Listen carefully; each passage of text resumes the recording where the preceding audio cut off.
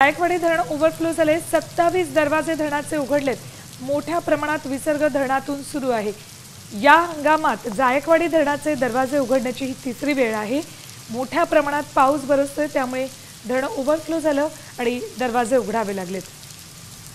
27 दरवाजे उघडलेत आणि मोठ्या प्रमाणात विसर्ग जायकवाडीतून सुरू आहे।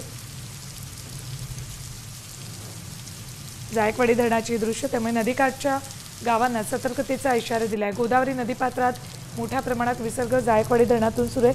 27 दरवाजे धरणाचे उघडलेत। अपडेट्स घेऊयात आमचे प्रतिनिधी अक्षय शिंदे यांच्याकडून।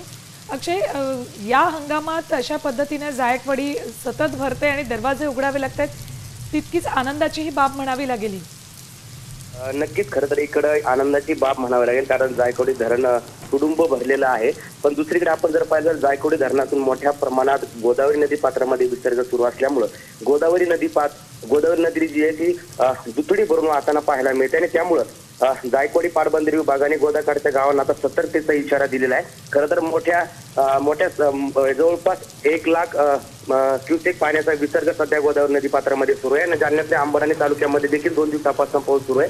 त्यामुळे गोदावरी नदी पात्रामध्ये पाणी साठ्यात मोठी वाढ झालेली आहे आणि मोठ्या दुथडी भरून गोदावरी नदी पात्र सध्या वाहताना आपल्याला पाहायला मिळतंय। त्यामुळे गोदावरी नदी पात्राच्या गावांना सतर्कतेचा इशारा देखील आता देण्यात आलेला आहे। ठीक, धन्यवाद अक्षय संपूर्ण माहितीसाठी। ही जायकवाडी धरणाची दृश्य आहे। तुडुंब भरले धरण आणि धरणातून विसर्ग सुरू आहे। मोठ्या प्रमाणात पाण्याचा विसर्ग नदीपात्रात केला जातो।